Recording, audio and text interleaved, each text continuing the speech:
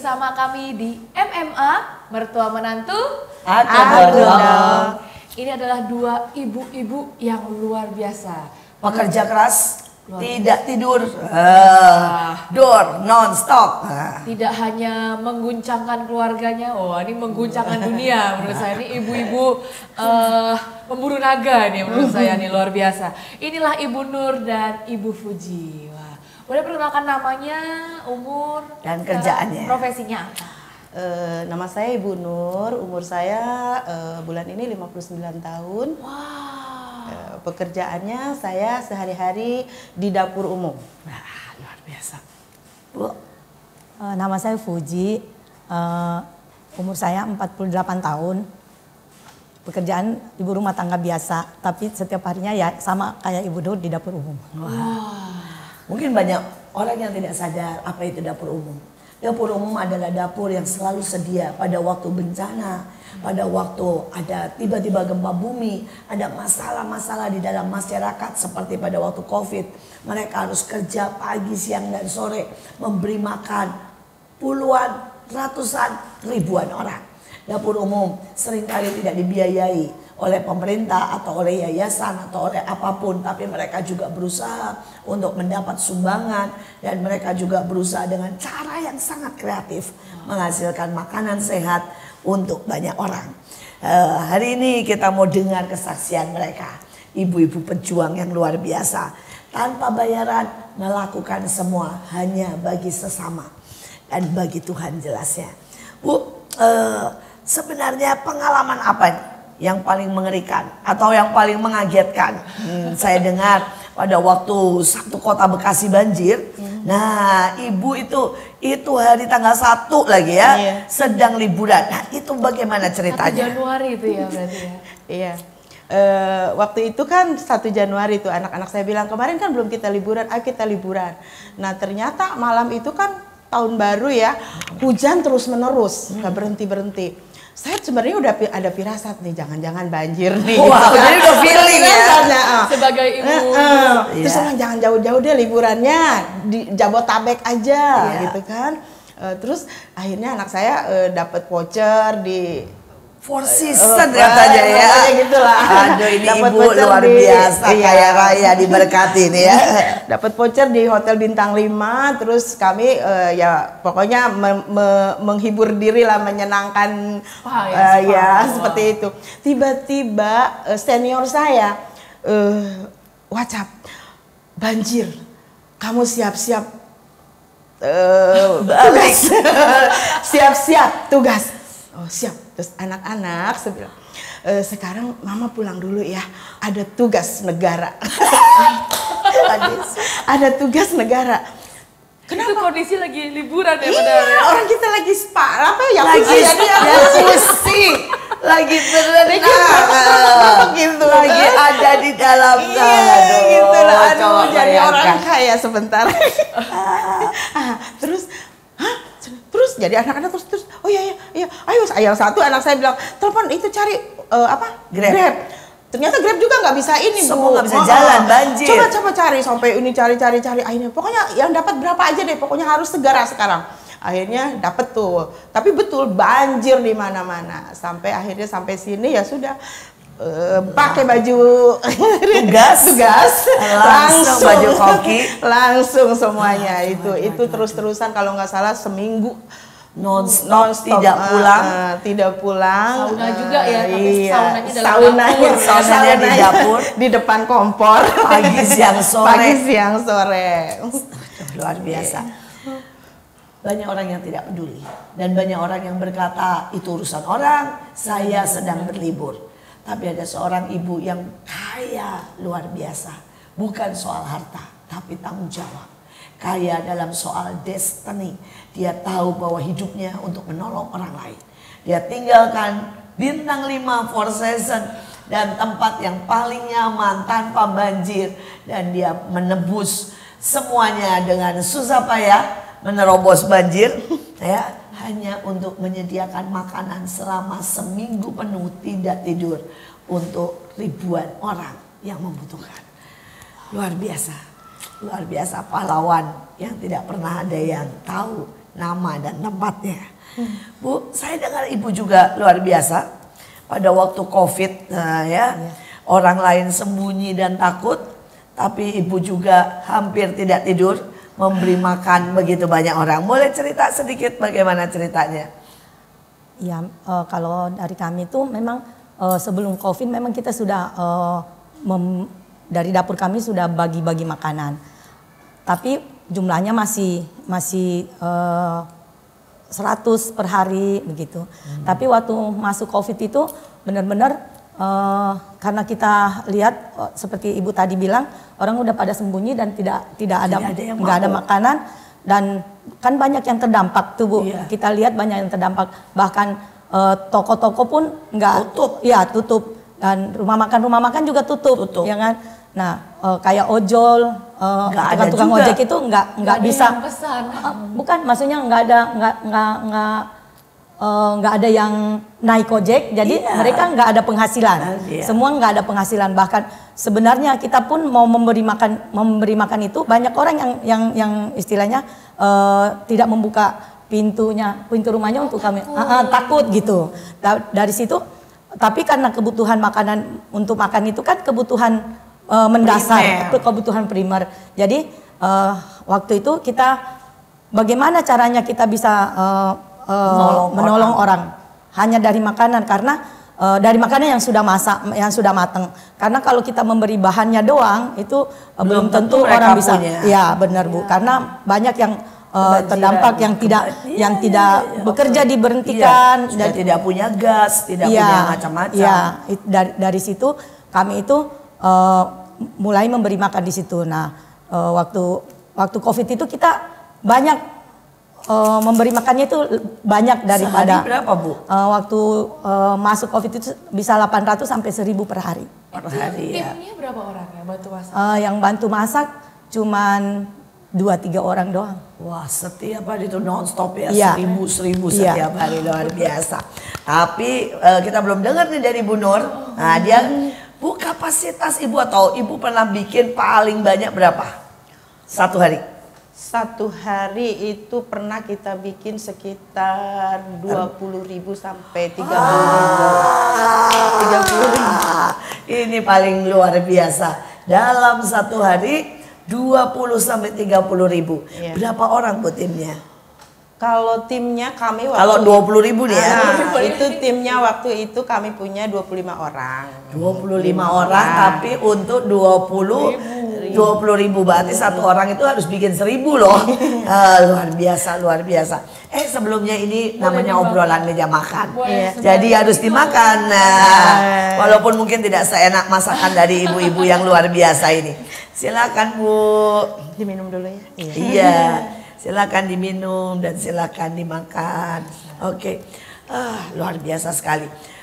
Saya dengar pada waktu pandemik. Ibu. Ya, silakan Bu, silakan Bu. Ya, ayo harus dimakan Bu, kalau nggak sah.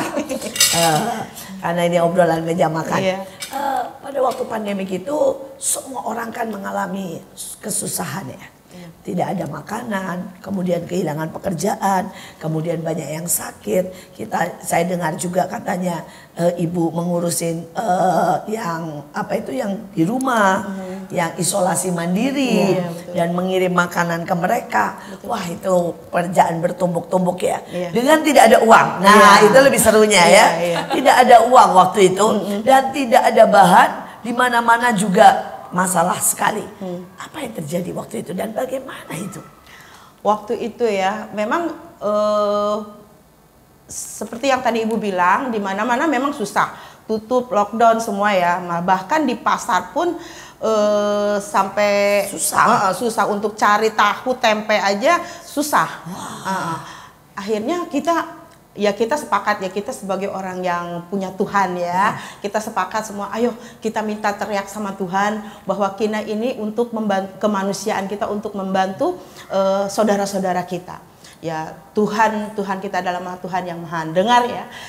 Ujungnya ada orang yang mengulurkan tangannya, punya hati, Bu, kami punya soun, Bu, kami punya makanan mie gitu ya, Bu, kami punya ini, punya telur, punya ini. Ya udah, kita kumpulkan semua. Iya, kita kumpulkan semua, ya sepakat kita bikin semua dan akhirnya jadi makanan dan kami bagikan ke yang isoman, yang orang-orang yang betul-betul membutuhkan seperti itu. Iya, hari-hari itu pada waktu pandemi itu sekali jalan berapa itu Bu? Sekali sehari ya? Sehari ya seperti Ibu antara 700 sampai 1000. Dan kita itu kabupaten satu kota ya. Iya betul. Aduh, tiap hari itu ya. Iya. Kalau waktu banjir itu lebih banyak. Wah lebih banyak itu kalau waktu itu karena satu kota banjir ya itu ya. Dan ini cuma bukan di wilayah Jabotabek, itu sampai ke Kerawang, Subang waktu itu kita pengiriman makanannya. Jadi satu hari berapa itu waktu banjir? Waktu banjir itu sehari sekitar 5 sampai 7.000 Bu. Seperti itu.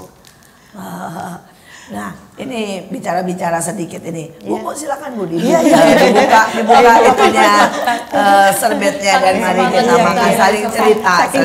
Saking seru. Menu apa yang kira-kira bisa bertahan, terus kemudian biasa Ibu buat dan nggak rusak nih ya? Kan biasa dikirim sampai katanya Kerawang, Subang gitu ya. Nah, ini menu-menu apa yang biasanya Ibu buat dan Ibu sajikan yang tidak rusak? Kalau untuk menu biasanya kan menu yang kering ya, maksudnya tanpa sayur, tanpa yang basah-basah. Kalau untuk biasanya makanan kita biasanya bertahan sampai 12 jam kalau untuk yang normal ya. Tapi kalau untuk jarak jauh kadang-kadang pengiriman terus di mobil tertutup. Nah, itu kita sudah kita pelajarin bahwa itu makanan yang jarak jauh dan membutuhkan waktu yang lama itu biasa kita ambil kering-keringan, misalnya ayam goreng lah, tempe orek, tempe bacem, tahu bacem seperti itu. Dan pokoknya yang mengandung air itu biasanya kita hindarkan. Ya. Betul. Jadi kalau ayam goreng terus tempe orek itu bisa 12 jam. Itu bisa lebih Bu kalau itu yang kering-keringan tuh. Ya, kalau itu menunya Ibu? Iya sama aja. Sama aja juga ya. Iya. Mirip lah ya. Wah, luar biasa. Iya, mari sekali lagi belum dimakan ini. Mari buka aja. Iya, makan dulu, santai dulu. Sekali lagi ini adalah orang-orang pejuang-pejuang yang mungkin tidak pernah dikenal dan tidak pernah ada lampu sorot. Tetapi mereka seringkali tidak tidur karena mereka harus menyiapkan makanan terus dan terus. Apalagi pada saat banjir, pada waktu mereka selesai masak untuk makan pagi, mereka sudah harus menyiapkan lagi untuk makan siang ya. Iya. Dan begitu selesai diangkut harus sudah masak lagi. Betul. Wah, ini pekerjaan yang tidak ada berhentinya, seperti kita yang makan tidak ada berhentinya. Iya. Nah, apa yang membuat Ibu kuat? Ya, kenapa tidak menyerah? Ya Udah 59 tahun. Ya udah 59 tahun loh. 60. Apa pernah nggak? Aduh udah tidur aja deh, udah capek, pegel semuanya badan gitu ya. Jadi begini Bu, jadi seperti ada kepuasan sendiri Bu. Begitu kalau kita lihat orang lapar di jalan, karena saya juga pernah merasa lapar waktu ini Bu, Krismon dulu kan. Saya pernah ngalamin acara Krismon kan di mana-mana tuh PHK, penjarahan di mana-mana. Saya pernah ngalamin bagaimana rasanya lapar nyari makanan gitu kan. Jadi dari awalnya situ saya tahu kalau orang lapar itu seperti apa. Jadi begitu kita dapat makanan sedikit, kita itu ada seperti dapat sesuatu yang luar biasa. Jadi saya juga ada kepuasan sendiri begitu kita kasih makan, walaupun itu cuma nasi sama sayur sama orek tempe. Apalagi maaf kata kalau di jalan-jalan kan banyak orang-orang yang terlantar gitu. Begitu dia buka makanan kita meskipun cuma orek tempe kayak wow gitu. Itu hati saya langsung terobati itu rasa capek, rasa letih, rasa apa udah aduh terima kasih, ternyata apa yang kita anggap sepele itu ternyata bagi mereka itu berharga banget gitu. Ya seperti itu Bu, jadi ada sesuatu kepuasan gitu. Luar biasa. Dari Ibu ada kesaksian, ada cerita yang mungkin membuat Ibu bisa sampai jadi orang yang mau masak nih terus-terusan. Karena dengar tadi ibu rumah tangga kan? Iya. Kok bisa jadi dapur umum sekarang? Ya. Awalnya sih sebetulnya suatu waktu itu saya itu jalan sama anak saya yang kedua. Terus di daerah kami itu, di kota kami itu banyak orang-orang yang di emper-emper toko kalau malam itu. Ya tukang pemulung, ya tukang sampah gitu. Waktu itu dia nanya ke saya, "Mami bawa apa?" Karena memang saya itu kalau keluar dari dulu suka bawa permen, suka bawa kue karena saya suka bikin kue juga. Tidak mungkin saya bawa nasi kalau malam-malam, tapi waktu itu anak saya bilang, "Mami bawa apa?" "Enggak bawa apa-apa, minta duit dong." "Mami bawa duit." Saya kasih itu 1.000, ya kan, saya pikir kalau pengemis begitu kan dia bisa kasih 1.000 kan biasanya. Terus dia bilang begini, "Kalau ini hanya 1.000 nggak bisa beli makanan," kata dia, "hanya bisa beli permen. Orang itu butuh makan nih," kata dia. Itu waktu itu masih kecil. Jadi kalau dikasih 10.000 pun dia bisa beli makanan apa, makanannya mahal, kata dia. Jadi saya tuh berpikir secara pribadi, oh berarti kalau saya kasih orang duit banyak, misalnya satu orang cuma dikasih 20.000, dia bisa beli makan, tapi nggak banyak orang yang bisa makan. Kami bukan keluarga yang dari orang kaya, ya kan, untuk memberi uang banyak itu nggak mungkin, susah. Iya. Nah, berangkat dari situ kami tuh masak. Saya itu masak. Ya, kalau kami masak itu kan istilahnya ongkosnya, ongkosnya sedikit, tapi kita bisa masak banyak, kita bisa bagi orang banyak gitu. Nah, dari situ Bu kita mulai buka dapur umum. Saya juga dulu pernah tinggal di apartemen, di mana waktu di apartemen itu suka masak setiap hari cuma 5 porsi bungkus gitu.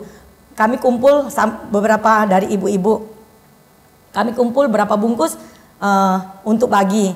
Nah, sampai satu waktu sebelum pandemi itu saya bergabung ke satu persekutuan doa yang sekarang saya tinggal. Nah, dari situ mulailah setiap hari kita masak untuk lebih banyak untuk membagikan ke seluruh kota. Luar biasa, luar biasa. Nah, selama ini nih jadwal daripada ibu-ibu nih ya, supaya yang lain tahu kira-kira mulai masak jam berapa, kemudian kayak waktu banjir tuh ya cara pengaturannya bagaimana. Mungkin ada banyak yang bilang kan harus makan 3 kali tuh ya, waktu banjir itu terus nyebar 3 kali ya. Cara pengaturannya gimana? Ibu mulai bangun, mulai masak jam berapa? Jadi kalau untuk makan pagi ya, kalau untuk makan pagi biasanya kan orang makan pagi itu sarapan jam 7 ya Bu ya. Dan itu kan lokasi banjir itu jauh-jauh ya. Nah paling enggak dari jam 5 makanan tuh harus sudah siap. Nah, ada yang orang yang antar, nanti ada yang ambil, ada yang jemput. Jadi kalau makanan jam 5 itu harus siap, berarti saya itu harus dari jam 11, jam 10 malam sudah harus mulai mengolah, buat 1.000 kira-kira ya. Dari jam 10 malam kita udah mulai turun meracik-racik sampai sekitar jam 2 kita jam 2 jam 3 makanan sudah mateng, jam 3 langsung kita packing. Harus didinginkan dulu ya? Iya betul, supaya kan untuk menjaga keamanan supaya makanan aman sampai sana. Ya, Waduh, jadi dari jam 10 malam. Jam 10 malam. Nah, itu begitu diambil untuk menyiapkan yang kedua jam berapa? Kan kita bagi ini Bu, kan kita ada apa shift, ya. kita bagi shift misalnya. Nah, tapi kalau di dapurnya mulai lagi langsung. Kita yang udah pagi nih Bu, yang udah tadi pagi udah dikirim kan? Udah dikirim nih. Nah itu menyiapkan yang buat siang. Jadi yang tadi kita masak dari jam 10 jam 11 itu, yang sore yang siapin. Oh gitu. Iya. Kalau sayur-sayuran kan kalau bawang kan itu aman. Seperti apalah pokoknya tempe udah diiris jadi mereka udah siapin dulu. Jadi kita ada dua shift. Jadi shift yang untuk malam, yang sore itu yang siapin. Jadi kita malam terjun ke dapur itu udah ada, jadi kita tinggal eksekusi sama packing. Nah seperti itu. Nah yang makanan pagi udah selesai kan. Nah itu mereka siapin buat yang siang. Seperti itu. Tapi berarti dapur 24 jam ya? Betul. Wow. Dan satu shift berarti hampir 12 jam berdiri. Wow. Ngejaibnya itu kalau misalnya masak nasi nih buat yang kemarin nih ya, yang 1.000 itu sekali masak berapa Bu? puji Tuhan kita ada mesin nasi ya Bu yang bisa membantu, dan itu pun mesin nasi tidak datang sendiri karena ada tangan-tangan yang digerakkan Tuhan untuk membantu kami. Kalau Akhirnya mesin nasi itu sekali masak berapa? nah mesin nasi itu sekali masak biasa untuk 1.000 Bu, 1.200. Berapa kilo? Itu kalau ukuran untuk makanan itu 1 kilo untuk 10 orang Bu. Wih, kalau di sana ada mesin nasi juga? Belum. Belum. Kita masih pakai rice cooker yang gede. Rice cooker yang gede itu sekali masak bisa buat berapa? 10 kilo. 10 kilo cuma bisa buat 100 orang ya. 100 orang. Wah.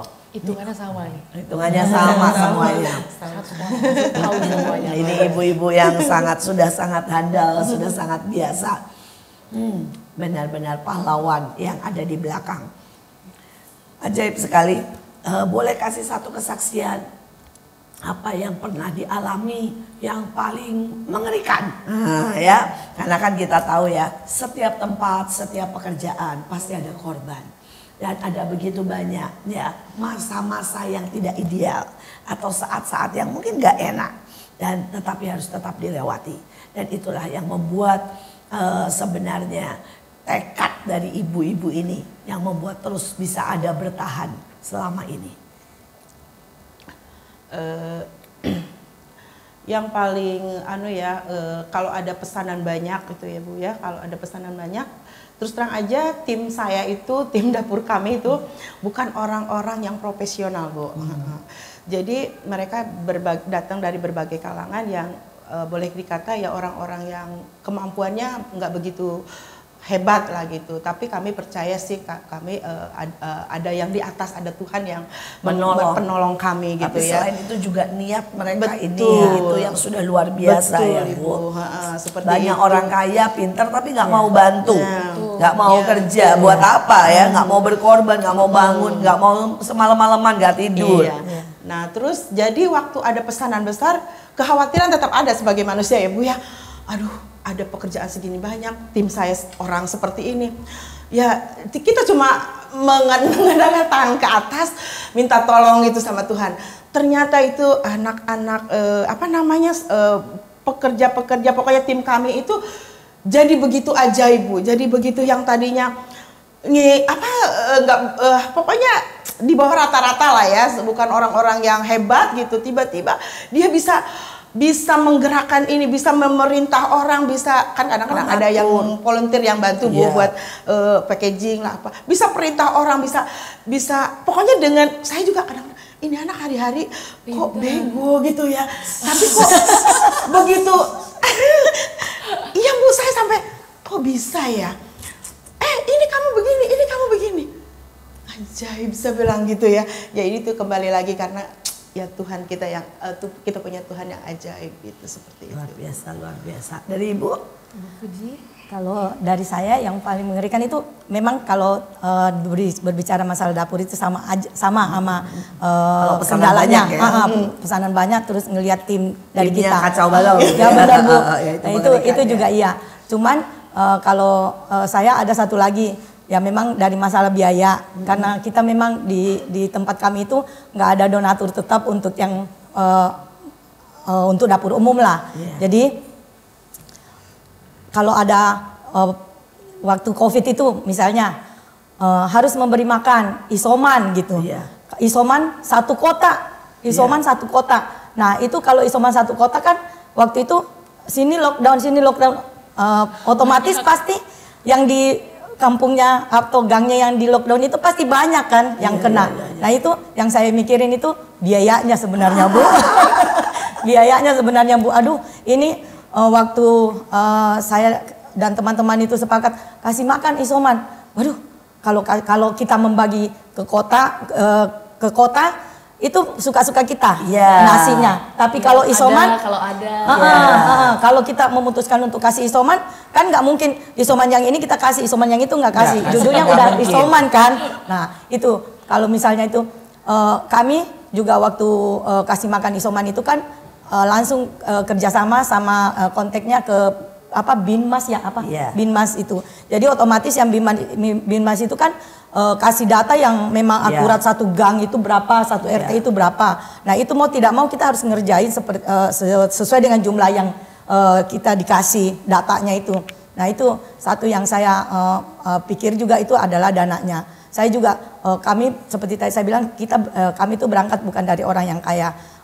Kelompok kami juga komunitas kami juga bukan orang yang kaya.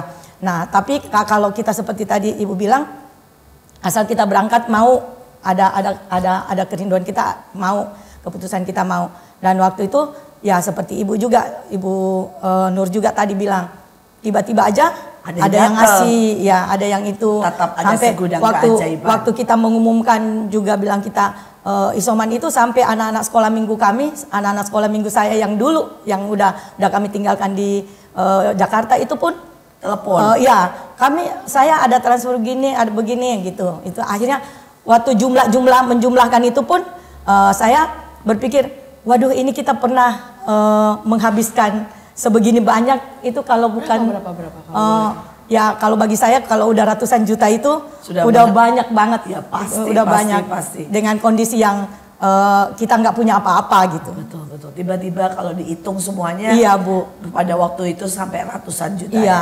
Mungkin kalau buat Bu Nur sampai M gitu ya pada Iya. waktu itu mengeluarkan kalau semua dihitung. Iya. Itu bukti bahwa tetap ada jalan, tetap ada anugerah, tetap ada berkat. Tapi sebelum kita lanjut, jangan kemana-mana, tetap stay tune di Asia Zara di MMA Mertua Menantu. Halo.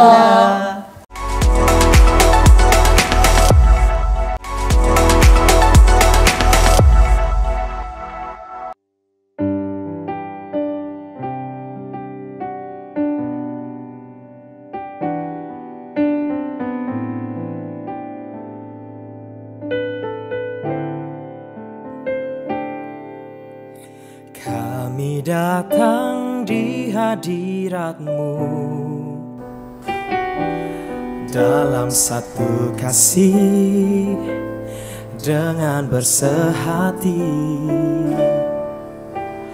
berjanji setia sampai akhir, mengasihi-Mu Yesus. Bersama keluargaku melayani Tuhan, bersatu selamanya mengasihi Engkau. Tiada yang dapat melebihi kasih-Mu ya Tuhan.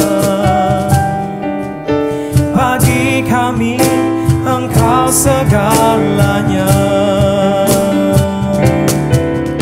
Bersama keluargaku melayani Tuhan, bersatu selamanya mengasihi Engkau.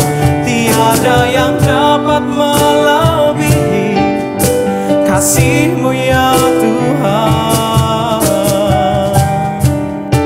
Bagi kami Yesus segalanya. Gelombang badai hidup coba menghalangi, namun kuasa Tuhan buka jalan kami.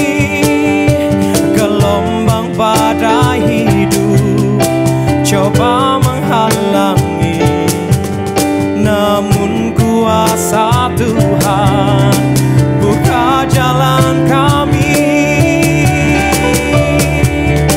Bersama keluargaku melayani Tuhan, bersatu selamanya mengasihi Engkau. Tiada yang dapat melebihi kasih-Mu ya Tuhan. Bagi kami Yesus segalanya. Bagi kami Yesus segalanya. Bagi kami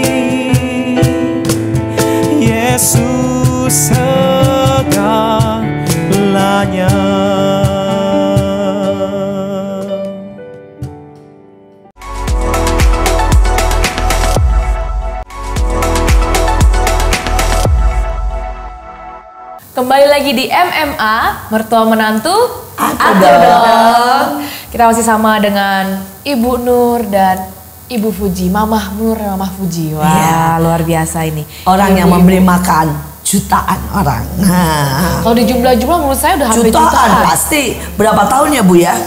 Saya 15 tahunan. 15 tahun, Wow. bayangin. Kalau sehari 1.000 1.700, itu, dan kadang-kadang ada yang 20.000, 7.000 sehari. Jadi sudah berapa banyak Jadi kalau mungkin jutaan. waktu kecil tuh sempat nulis mau memberi makan 1 juta, sudah itu Bu. Sudah ya, Sudah lewat menurut iya, saya. luar biasa, Wah, luar luar biasa. biasa, luar biasa. Bu, saya pernah dengar katanya Ibu tiba-tiba pernah menjadi orang paling kaya dalam tanda Wah. kutip karena membagi udang di jalan. Nah, Tapi ini udangnya bagaimana sebesar ceritanya? tangan ya katanya ya? Wah, ini bagaimana ceritanya? Aduh, saya juga sempat terkaget-kaget Bu. Begitu dibilang, nanti ada seafood datang ke dapur katanya untuk dibagikan ke makanan, dibagikan ke jalan-jalan. Saya pikir udang kecil-kecil kan? Iya, iya. Seafood kan? Iya, Ya, ini. udang kecil-kecil, Atau ikan kecil teri gitu ya. ikan Kembung, kecil-kecil ikan gitu kembung. kan. Tiba-tiba dalam itu ada di dalam box-box begitu, terus ada yang sudah dikarung. Pas saya bilang ini apaan ya? Apaan? Pas dibuka, saya kaget. Ternyata itu lobster Bu. Aduh. Lobster, mungkin sebesar Sepiring yang- ini? mungkin lebih Bu kalau sama capitnya gitu Oh kan. iya, lebih gede dari piring Iya, ini. seperti itu Bu. Wow. Saya sampai, hah? Saya aja terkaget-kaget melihatnya. Dan itu banyak. Saya bilang, Saya aja belum pernah makan lobster yang segini, Bu. Nah, saya bilang, anak-anak coba cubit-cubit. Benar. Sampai begitu ya Bu. Mimpi nggak ini? Ternyata betul Bu itu. Nah, akhirnya terus menurut informasi itu ada salah satu orang kaya mungkin atau bagaimana saya nggak tahu, Iya. katanya mau ekspor ke luar negeri, terus Covid. karena Covid lockdown jadi Kasih. tidak tersampaikan. Nah, jadi daripada mungkin mubazir dan mungkin Tuhan gerakan untuk si orang kaya itu. nah terus ceritanya itu berapa banyak? Banyak ya? Banyak Bu, itu hampir 1 ton kalau nggak salah. Waduh. Dan sama kerang-kerang itu loh Bu, kerang simping apa. Waduh, itu yang kan mahal seperti sekali. Ya, terus di scallop itu loh. Scallop. gimana nyimpannya Itu kalau tuh? di hotel, ini betul. satu ini bisa 5 juta loh, Iya, satu betul. lobster. Iya, Jadi makanya ibu jadi paling sampai kaya. saya gini-gini, aduh bener Paling sih. kaya ini nih, sedunia nih orang bagi lobster. Iya. Terus ibu bagi kemana waktu itu? Ceritanya bagaimana itu? Bagi-baginya Bu ya, karena sesuai dengan orang-orang yang butuh makanan di jalanan, terus orang yang Covid, yang isoman segala macam, ya kita bagi di jalanan juga Bu. Waduh, Dan orang-orang juga heran, ini bener Bu, lobster bener, ini Bu bener. Ada yang ngira ayam. Iya. Yang bantu bagi-bagi makanan. Oh iya. Ini udang atau ayam? Aduh. Karena besar banget. Aduh. Sampai orang terkaget-kaget. Tapi orang-orang dapur juga mungkin ada yang belum pernah makan lobster Iya, kan? betul, Bu. Sudah menikmati juga ya? Iya, seperti itu. Saudara-saudara saya Iya. banyak juga ya di Iya. kampung itu. Itu kamu beneran dapat yang begituan? Itu beneran? Gak ada yang percaya Bu. Aduh. Kalau saya nggak videoin orang-orang, ada juga saudara dari pihak suami saya, orang-orang Iya. bilang, ini kamu bohong gak sih katanya gitu. Iya. Saya videoin, ini bener nih bisa gini-giniin. Ya soalnya lobster itu 5 juta satu. Dia bilang, ya itulah percaya tidak percaya bahwa Tuhan itulah Tuhan yang maha besar, saya bilang gitu. Kadang-kadang COVID ini membuat dunia terbalik-balik ya. Betul. Pada saat biasanya lobster yang sebesar ini ya, Iya. itu makanan orang kaya, tiba-tiba Tuhan bisa membuat istilah saya ada-ada aja ya, sebuah hal yang nggak mungkin, tiba-tiba makanan orang kaya turun ke jalan-jalan. Tapi itu ajaib. Dari ibu ada kesaksian, ada cerita yang seru. Iya, saya juga sempat dapat yang seperti Ibu Nur, dapat kepiting Alaska. Kepiting Alaska itu juga mahal sekali. Ikan yang segede piring ini juga saya sampai mengerjakannya itu sampai luka-luka Bu. Oh iya? Ya, karena motong-motonginnya kan. Waduh. Itu katanya dikasih tahu bahwa ikan itu berasal dari laut Alaska. Di kedalaman yang dalam gitu. Itu juga kami dapat sempat menikmati. Jadi kayak kepiting Alaskanya itu kalau saya nggak dalam berbentuk kepitingnya lagi, jadi saya olah jadi sup asparagus, Wah. asam manis gitu. Wah, jadi tiba-tiba orang makan makanan mahal semua ya. Makanan hotel berbintang. Makanan hotel berbintang ini semua. Iya, terus kalau dari dapur saya itu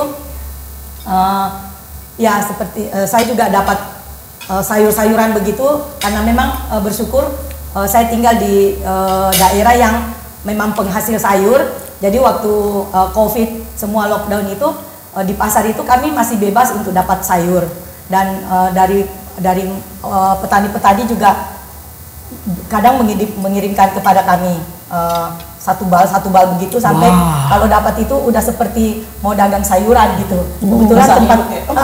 Kebetulan tempat saya itu dekat pasar, diapit sama pasar. Jadi pedagang-pedagang yang biasanya saya beli sayurnya, dia malah bertanya ke saya, kok lama nggak beli sayur? Memang udah nggak kasih makan orang. Pedagang-pedagang di situ itu di pasar saya itu udah tahu bahwa saya itu kasih makan. Jadi kalau tidak dibeli, belinya kan banyak. Jadi kalau satu hari tidak beli, mereka bertanya. Saya bilang, oh enggak, saya dapat dari petani.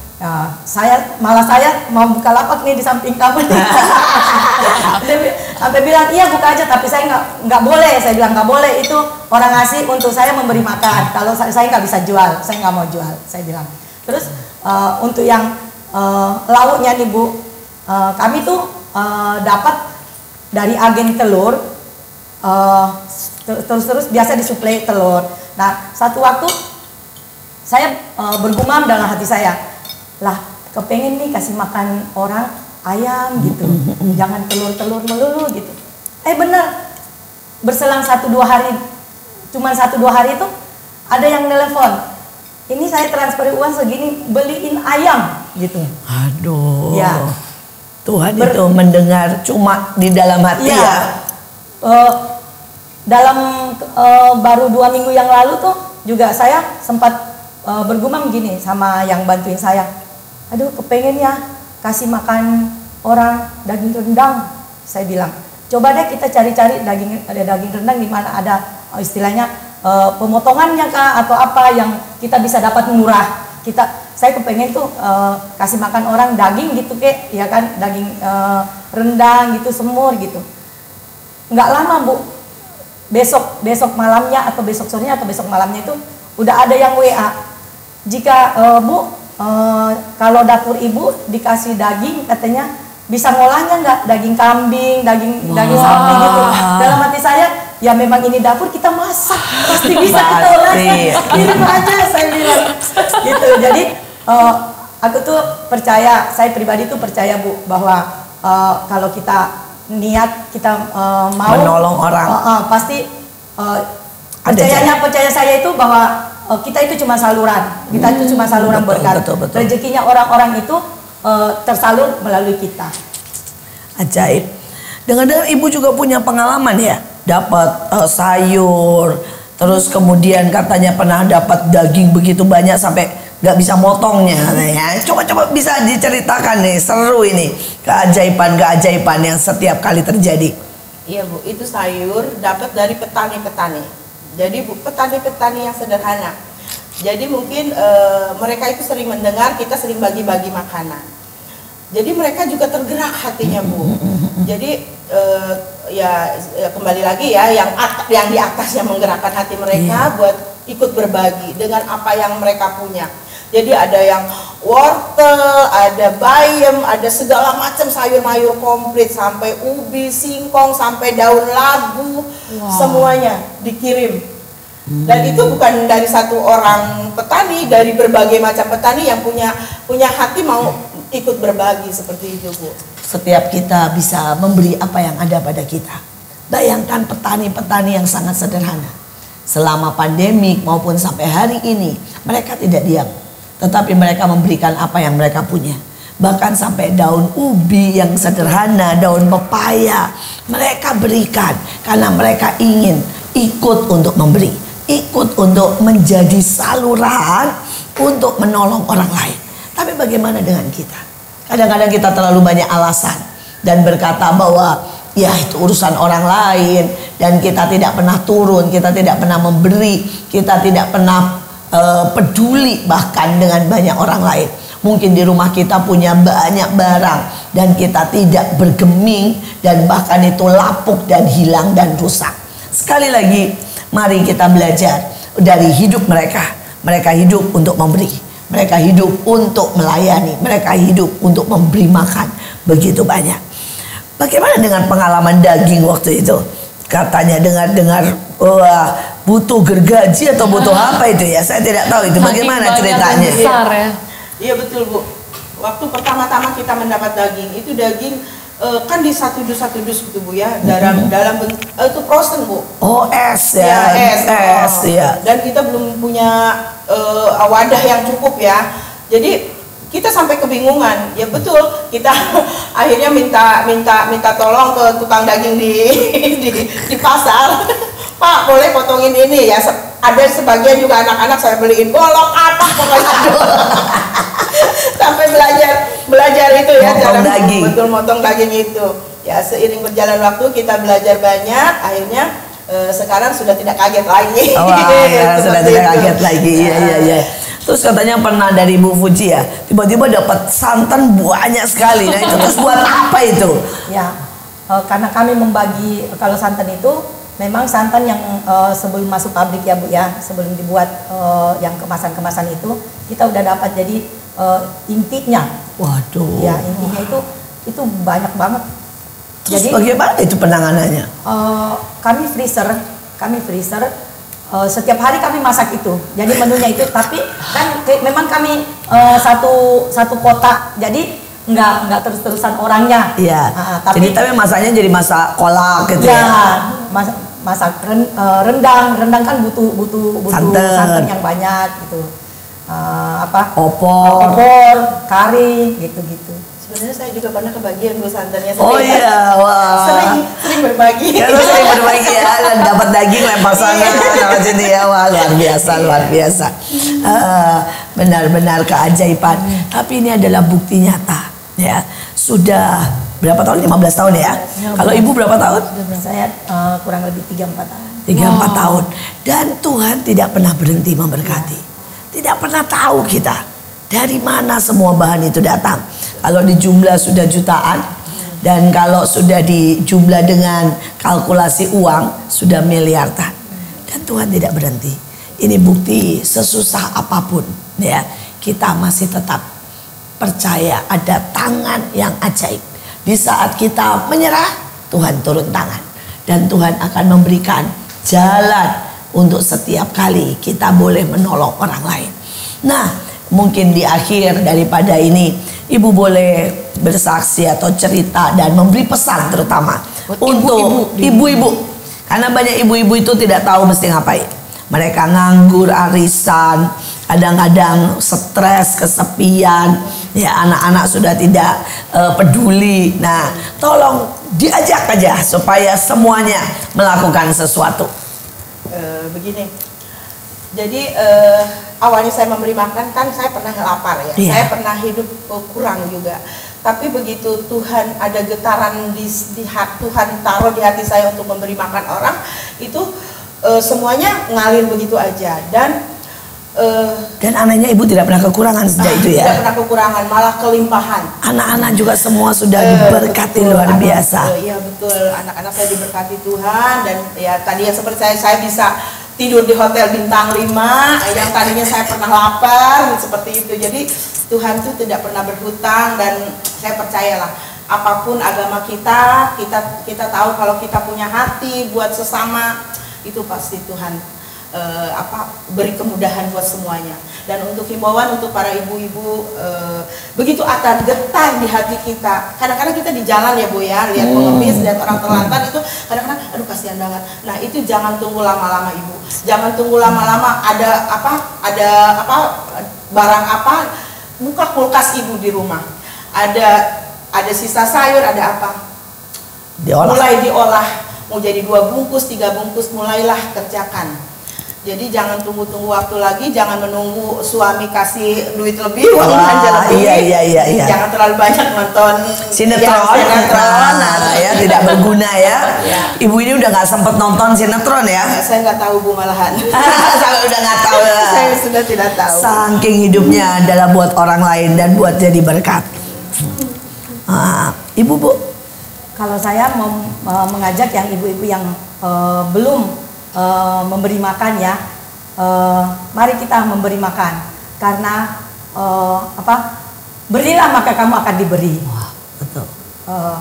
Dan kalau yang sudah memberi makan, kita jangan takut kekurangan karena pada saat kita menyalurkan berkat yang ada itu pasti kita tidak pernah kekurangan. Kayak seperti hidup saya juga begitu, sama dengan Ibu Nur. Waktu saya dulu Bu bilang begini, Tuhan, saya juga mau memberi, hati saya juga tergetar. Tapi Engkau kasih saya berkat dulu, baru saya mau memberi. Tapi sebenarnya hukum Tuhan itu tidak begitu. Saya sadar kita nggak kaya-kaya, kita tidak bisa memberi. Tapi di dalam kekurangan kita mau memberi. Sampai sekarang hidup saya berkelimpahan sama dengan Ibu. Wah, luar. Ini saya berbagi kesaksian juga dari hidup saya. Saya nggak bisa masak sehebat-hebat ibu-ibu. Jadi pada waktu pandemik 98, saya cuma tulis Bu di depan rumah saya, siapa aja yang mau dan lapar boleh ketok, saya sedia mie instan. Saya bilang seorang satu. Saya bilang gitu. Saya cuma tulis seperti itu. Dan tiba-tiba datang satu bilang, Bu boleh nggak? Pertama masih dimasakin karena kasihan dan pikirnya satu dimasakin. Setiap hari lama-lama 5, 6. Akhirnya saya nggak sanggup masakin. Jadi akhirnya saya cuma bagi tiap orang datang satu-satu dan cuma mie instan. Saya melihat bagaimana kita itu sebenarnya kalau punya niat Tuhan bisa pakai luar biasa. Hari itu ada sesuatu yang terjadi. Ada tukang sudah dari daerah dan sudah 3 minggu tidak ada pekerjaan. Waktu terima Indomie itu nangis. Dan waktu itu dia pikir saya akan masakkan. Tapi dia bilang gini, Bu boleh nggak? Satu ini saya bawa pulang. Karena di rumah ada istri dan 2 anak saya. Terus saya bilang, terus kalau satu gimana? Ya kita bagi. Setidaknya kita bisa makan hari ini. Nanti saya campur dengan daun-daunan. Karena mereka sudah tidak punya nasi, sudah tidak punya apapun. Akhirnya saya bungkuskan 10 saya kasih. Dan orang itu besoknya itu sampai datang lagi. Bukan untuk minta ya. Tapi datang dengan istrinya. Bilang terima kasih. Hanya bilang terima kasih. Karena dia bilang gini, Bu akhirnya ya kami bisa makan. Dan saya bilang terus sudah 3 hari ya. Mereka tidak makan apapun. Jadi mereka makan dari istilahnya daun-daun di sekitar situ. Ya daun pepaya, daun singkong. Yang mereka rebus dan itu yang mereka makan. Jadi seringkali kita berpikir bahwa kita itu ya tidak bisa buat banyak. Tapi hanya satu ya istilahnya. Saya cuma bilang ini seorang dapat 1 mie instan. Kalau yang memang lapar. Dan itu ternyata menolong banyak orang. Jangan berhenti memberkati. Karena 1 kotak nasi yang kita buat berdampak sangat banyak. Ada banyak orang yang sering kali kita tidak tahu. Ada banyak keluarga yang mungkin kehilangan pekerjaan. Tapi kasih kita bisa ungkapkan lewat makanan. Makanan mungkin mereka hari itu tidak semiskin itu. Atau tidak sampai sedesperate itu mereka masih bisa makan. Tapi mungkin pada waktu mereka mendapat 1 nasi dan mereka mendapat senyuman, mereka mendapat perhatian, mereka mendapat uluran tangan, tiba-tiba mereka juga mendapat semangat untuk hidup lagi. Mari berjuang, mari menjadi orang yang selalu menyalurkan dan selalu menjadi berkat buat banyak orang. Hidup akan jauh lebih indah saat kita tidak menimbun segala hal sendiri. Hidup akan jadi jauh lebih berharga waktu kita punya arti untuk orang lain. Sekali lagi jangan pernah berhenti memberi. Mau itu hanya 1 bungkus Indomie, Mau itu hanya uang Rp1.000 yang ujungnya membuat satu ibu rumah tangga menjadi ibu-ibu yang memberi makan sangat banyak orang. Sekali lagi jangan pernah berhenti memberi. Tetap stay tune di MMA untuk episode selanjutnya. MMA, mertua menantu, aku dong. Jangan lupa untuk like, komen, dan subscribe YouTube kita Asia Zara. Dan stay tune untuk episode selanjutnya. Sampai jumpa.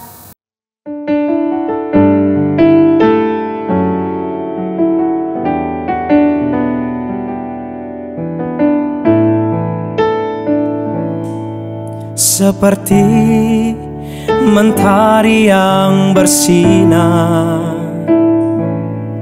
seperti itu kasih Bapa, seperti gelombang samudra, takkan pernah berhenti Kau mengasihiku. Seperti tingginya langit biru, demikian tinggi kasih Bapa. Sedalam lembah bayang maut, demikian dalam Kau tebus hidupku. Kasih-Mu lebih dari mentari yang tak pernah berhenti memancarkan sinarnya. Cinta-Mu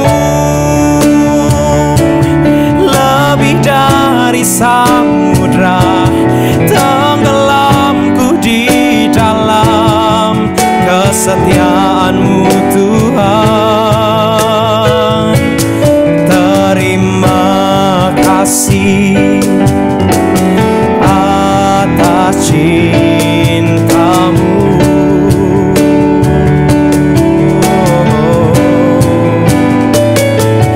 Kasih-Mu lebih dari mentari yang tak pernah berhenti memancarkan sinarnya. Cinta-Mu lebih dari samudra, tenggelamku di dalam kesetiaan-Mu Tuhan.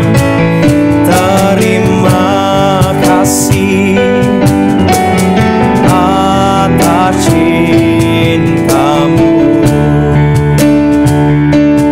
Terima kasih atas cinta-Mu. Terima kasih atas cinta-Mu.